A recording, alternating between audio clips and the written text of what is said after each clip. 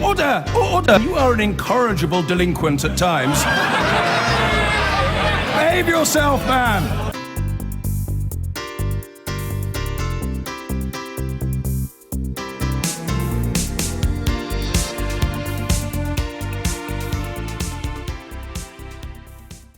So here we go with the Daily Politics updated guide to renegotiation in Europe. Sense of déjà vu all over again, anyone? David Cameron has been conducting sideline negotiations at the EU summit on the migrant crisis. But between May and June, the Prime Minister visited most other EU leaders before officially launching negotiations at the end of June. Talks may have kicked off, kind of, but there's been frustration in Brussels at a perceived lack of detailed demands and concessions from the Prime Minister. On Wednesday, the EU Parliament President, he's called Martin Schulz, called for clarity from Britain. And the Commission President, he's called Jean-Claude Juncker, told MPs that it takes two to tango and our British friends have to dance. It's clearly not seen strictly. In the last week, it has been reported that David Cameron wants to set out 4 key areas of reform. Here they are: increasing competitiveness, a 4-year waiting period on migrant benefits, protecting Britain from Eurozone integration, we're not part of the Eurozone of course, and greater powers for national parliaments.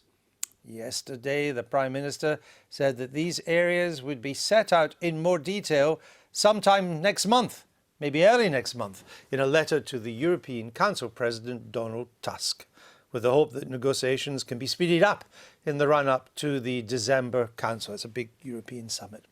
This is what the Prime Minister had to say yesterday on his way into that summit. It's going well. The bill for our referendum is passed through the Commons. It's now in the House of Lords. The pace will now quicken, and I'll be again setting out the 4 vital areas where we need change, laying down what those changes will be at the start of November, so we quicken the pace and quicker those negotiations in the run-up to the December Council. But I'm confident we can get a good deal for Britain, we can get fixed those things that need to be fixed, and I'm confident that this process is well underway and making good progress. Well, that was the Prime Minister yesterday saying a lot, or at least taking time to say a lot. What he actually said, I'm not so sure. Anyway, let's go to Brussels. We're joined by Ryan Heath. He's the Chief EU Correspondent for Politico Europe. Welcome back to the programme. It's good to have you.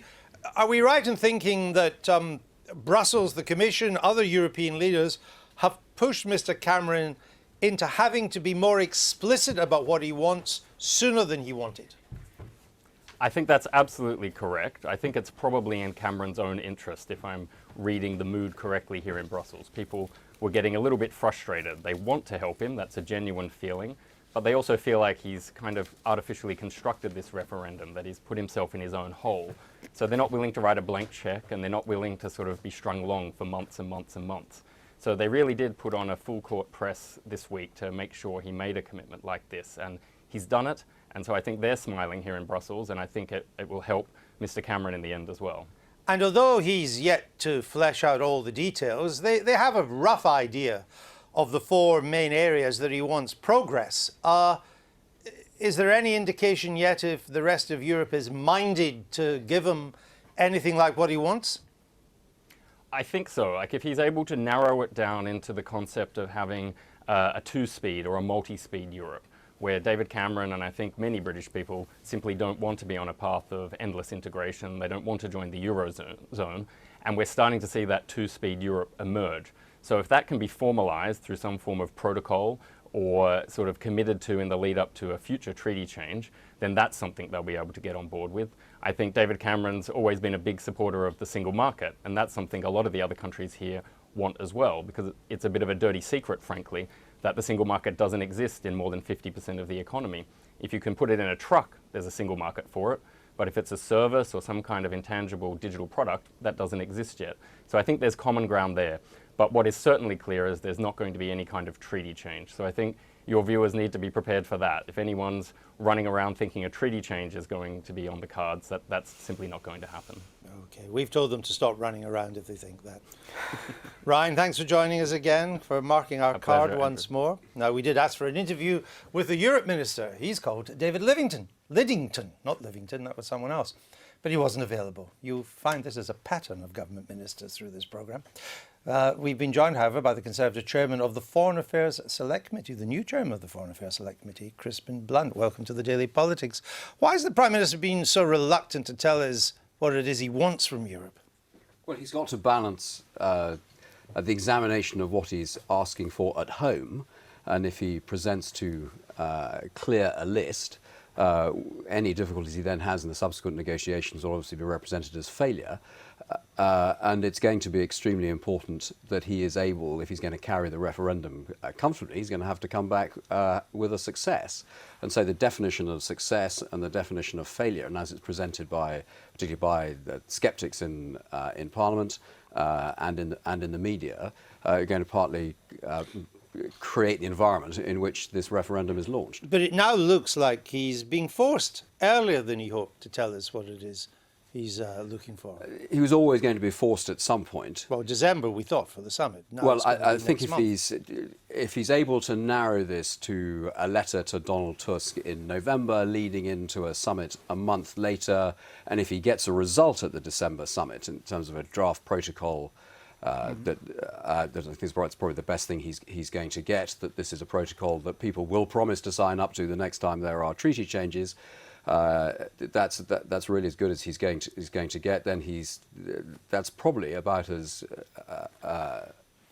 an effective way he's going to have of managing this. We've got a rough idea of the general areas. We heard them there from Ryan. The Sunday Telegraph story last weekend looks to be pretty accurate, and is a general statement of the four things he's looking for. If he was to get all these things, would that be enough for the bulk of his backbenchers? No, I don't think so. I think clearly, I think I would probably expect the majority of colleagues were sitting in the middle waiting for the results of the renegotiation. Right.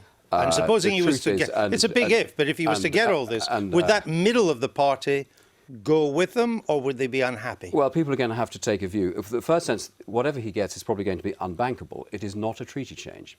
It will be a promise of a treaty change. How's that going to go down? Well, then anyone who is then doesn't think it's enough is going to say this is not enough. It's not bankable. It doesn't commit. This is not a commitment by that is going. No, to we have to take it as a promissory note, No, and there will exactly. then be talk. I've heard it already, of a second referendum. Well. I mean, we can't wait for that. Well, I think if the referendum decision is really clear, and you would only have possibly a case for a second referendum if the commitment entered into by all the European leaders at the December Council were then ripped up and reneged on totally. I think they would then have a case. Look at what he said. But all of this is going to be in the margin of the detail about what it actually means in terms of look at what he competition wants. law and the rest. He wants an explicit statement that Britain will be kept out of any moves to a superstate. Well, that's easy. That's easy, because that's the status quo. If there's any negotiation, Well, if there's any move to a superstate, it will be within the eurozone. Therefore, ever closer union, ever closer union, it will be taken. We promise to be taken out of the treaty. That doesn't change anything. He wants an explicit statement that the euro's not the official currency of the EU. That's the status quo. The euro is not the official currency of the whole EU. But the really important element there is what's going to happen to the European Union over the next 20 years. This is what my committee is going to have a look at this alongside the Treasury Committee. But the centripetal forces of the Eurozone countries within the EU are bound to exert, they're going to have fiscal consolidation to sustain the euro in future. Sure, so what does it mean for the rest? For the non-euro countries? And the detail here is going to be really interesting as to how he actually protects and that the will position. not be resolved by 2017. Well, we're going to have to see what's in the protocol. And that's the big issue here, Andrew. Does the protocol, will it produce the detail to say actually how you protect the position of the non-euro countries? But you and I both know why it won't be resolved by 2017, because President Hollande and Chancellor Merkel both face elections in 2017, and neither of them want any talk of treaty change before that. Well, this will be a promise to treaty change in the protocol. The issue is whether that is bankable and what detail there is in the protocol about exactly how the interests of the non-euro states will be protected going forward. And this red card system, this that he's talking about to bring powers from Brussels to Britain, unwanted directives, this isn't a red card just for the British Parliament. It would only work, as I understand he's proposing it, because it's the only way he'd get it through, is it would need to be a group of parliaments that landed the red card. Britain alone couldn't put a red card on a directive. Yeah, I wish him good luck Correct? with that one. Yeah. So, I mean, this begins to make what Harold Wilson achieved in 1975 monumental. Well, and that's he why, achieved nothing. That's why I hope the work the select committees are doing on this is actually going to be relevant. My committee is going So to a plug for your select It committees. is, absolutely. Well, why not? My select committee is going to look at the costs and benefits of staying or leaving around the implications for Britain's role in the world. Bill Cash's committee, the European Scrutiny Committee, he's going to chase the renegotiation and look at the detail, exactly all the stuff you're raising we there. can all hardly wait for that. And the Treasury Committee will look at the economic implications. Okay. We want to try and get in a place where we can present to the public a balanced analysis of what the implications are of what it means to stay and what it means to go. And that's the decision. And that will be that bit will be useful for the debate. Is there not a danger that the Prime Minister is losing control of this process?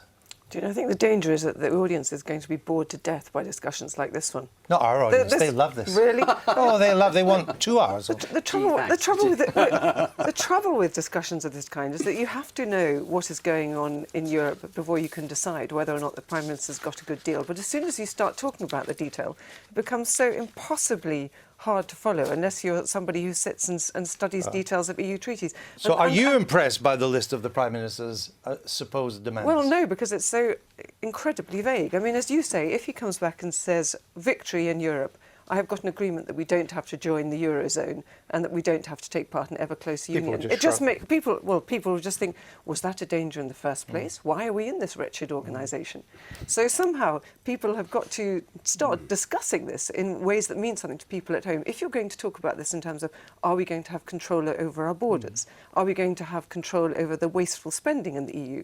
Then that is going to mean something to people. But at the moment, the whole thing sounds like a lot of fluff. And I'm told that Downing Street is actually beginning to panic slightly, that they think they are failing to come up with anything that is going to make sense to the audience. Will at home. resonate. Yes, you've got to cut through to people. Why do we care in our daily lives, one way or another? If England was to vote to leave in the referendum and Scotland was to vote to stay, Ms Sturgeon has indicated that that could trigger a second referendum.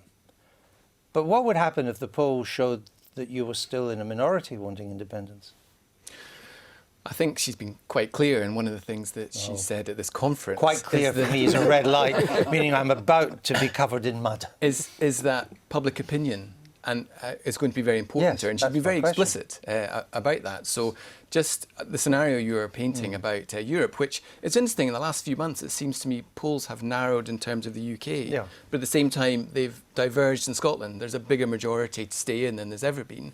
But that wouldn't in itself, from my reading of what Nicola Sturgeon is saying, be sufficient. It's public opinion for independence. So that's a change, because the SNP important. used to say if the two countries voted differently in a European referendum, that would trigger another referendum. It's not automatic trigger. I mean, I think the reality is actually it wouldn't just be the SNP saying that. That would be such a fundamental change. People across the spectrum would be saying. The polls, and then you'll have a referendum. If you think you can win, if you don't think you can win, you won't have one. The polls will be very important. Very well. Just final point. Boris Johnson said yesterday that the downside of Brexit, of Britain leaving the EU, is not as big as many people think. What do you think? Well, I agree with him. And we're there's a lot of smoke and confusion about what the implications are. That's one of the reasons I'm doing this work with my committee, to actually look at the implications. And my view, we got that. We got that your committee is going to be very busy. There isn't a right answer here. So whether we stay, because people will have very strong views as to whether we should stay or whether we should leave. But overall, either choice has significant implications for the UK, both economically and for our role in the world. And for the United Kingdom, if it triggers another referendum. Indeed, it's not the only union on the line. I would agree with you. And people need to take this decision, knowing what the implications are. My view, as I've described it, at the moment I would leave kind of 7-5 after extra time, is how I'd Sorry, could you? What does that mean? You would leave? My judgment is that on balance, on balance, my choice would be to leave now. But I want to do the work to see, get as good a grip as I can, and something that is presentable to the public who are after all going to take this decision about the factors they should be looking at to take into account when they take that decision. Crispin, I'm willing to take a bet that you're not going to change your mind. In my experience, all the sceptics who say I'm going to weigh up the evidence are actually intending not to shift position. We will have you back. Well, I hope my analysis has been correct to date. We will have you back as the chairman of a powerful committee. We're going to have you back and see how it's progressing. But we have to leave it for the moment. Thank you. I've been getting away with it.